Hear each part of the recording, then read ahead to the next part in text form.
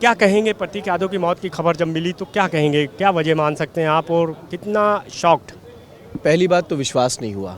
जब जानकारी हुई कि इस तरीके की घटना, इस तरीके की दुखद घटना हुई तो विश्वास नहीं हो रहा था, अकल्पनीय लग रहा था। जैसे लग रहा था कि एकदम से अचानक कोई ऐसा हादसा हो गया है। लेकिन जब जानकारी की गई तो पता चला कि घटना सही है। और जब हम लोग यहाँ पर आए तो ये जानकारी आई कि उससे पहले सिविल हॉस्पिटल उनको ले जाया गया था। डॉक्टरों की टीम पहले घर गई, उसके बाद उनको सिविल हॉस्पिटल में उनका ट्रीटमेंट के लिए ले जाया गया।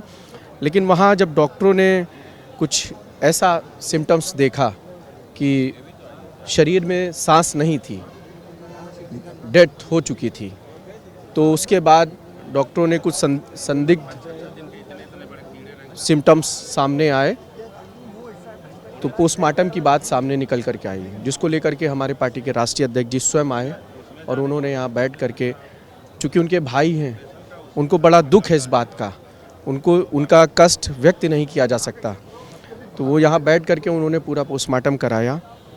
और आज पूरी समाजवादी पार्टी पर, समाजवादी परिवार पर, माननीय राष्ट्रीय अध्यक्ष जी पर जिस तरीके का दुख का पहाड़ टूटा है उसको शब्दों में व्यक्त नहीं किया जा सकता। अच्छा, एक सवाल सिविल हॉस्पिटल यानी जो प्रशासन है वो ये कह रहा है कि शुरुआती पॉइजनिंग की बात सामने आ रही है, बॉडी नीली पड़ चुकी थी, अकड़ चुकी थी, जहर की बात सामने आ रही है कि बॉडी में जहर था, उसके बाद पोस्टमार्टम के लिए बॉडी को रेफ़र कर दिया गया।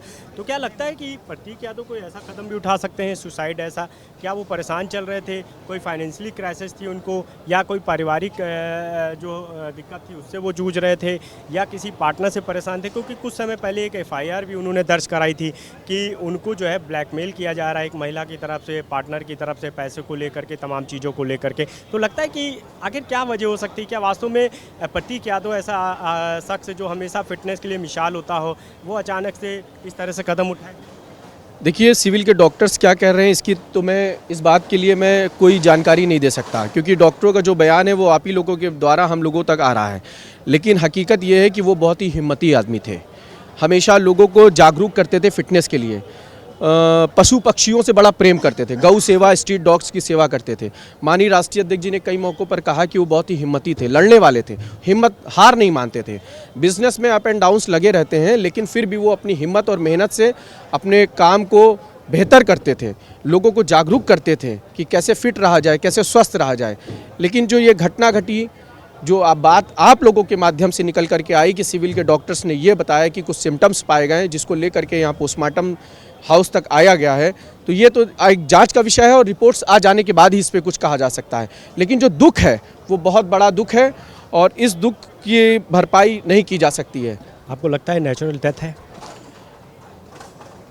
ये एक बड़ा सवाल है, पहले कह पाना मुश्किल है, क्योंकि अचानक इस तरह एक स्वस्थ व्यक्ति का, क्योंकि कुछ दिन पहले उनको इन्फेक्शन हुआ था, मेदांता में एडमिट थे, माननीय राष्ट्रीय अध्यक्ष जी आदरणीय भाभी जी उनसे मिलने गए थे, उसके बाद वो स्वस्थ होकर के आए थे। और अच्छा, कई मौक़ों पर उन्होंने कहा कि समाजवादी कोई डिमांड कर रहे हैं आप लोग? नहीं, बस मैं चाहता हूँ कि निष्पक्ष जाँच हो और जो सही बात हो वो सामने आए। बिल्कुल, देखिए जांच की बात हो रही है, मेरे साथ मौजूद हैं और भी लोग यहाँ पे, क्योंकि लगातार पहुँच रहे हैं। आप देखिए कि पोस्टमार्टम हाउस पे लगातार जो समाजवादी पार्टी के नेता उनके पहुँचने का सिलसिला यहाँ पे दिखाई दे रहा है।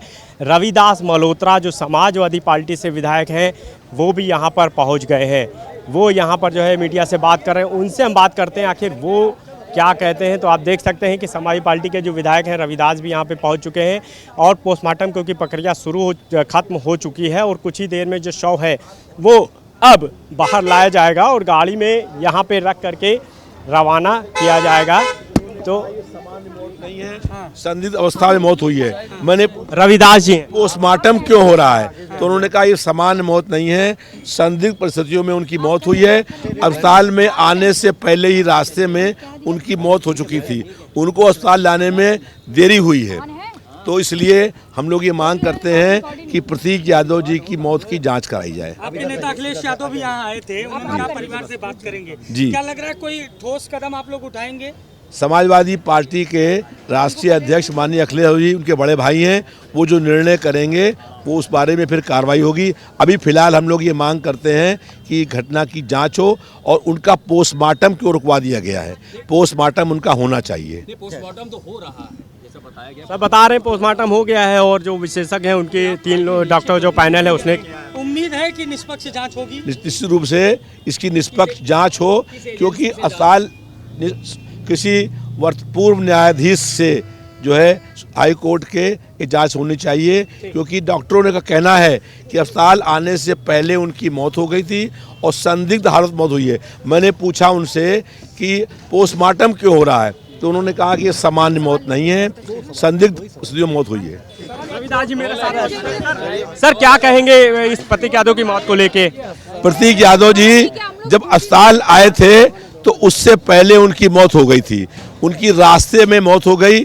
और जब मैंने पूछा तो डॉक्टरों से कि पोस्टमार्टम क्यों हो रहा है, तो उन्होंने कहा कि संदिग्ध हालत में उनकी मौत हुई है, ये सामान्य मौत नहीं है, क्योंकि सामान्य मौत में पोस्टमार्टम नहीं होता है। तो इसलिए इसकी पूरी जांच होनी चाहिए, किसी एजेंसी से, किससे उनकी मौत क्यों हुई है।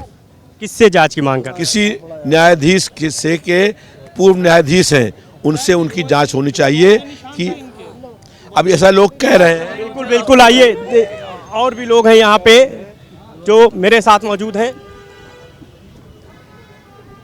क्यों आप यहाँ पे थे, तो एज अ फैमिली में थे? नहीं, मैं फैमिली नहीं हूँ, मैं वो पार्टी से हूँ। और बॉडी पे चोट के निशान है क्या? नहीं, बॉडी मैंने नहीं देखी। अच्छा, बॉडी मैंने नहीं देखी है, मेरी टीम ने किया है। नहीं, आपकी टीम, आप अपना परिचय, अपना नाम बता दीजिए। परिचय दे दिए सर, क्या है आप? नहीं, कुछ नहीं हूँ, मैं मिलने आया था। नाम और बता दीजिए। मैं ऐसे नहीं, परिवार से मैं नहीं हूँ, सब परिवार वाले अंदर बैठे हैं। आप मेरी टीम का हिस्सा हैं।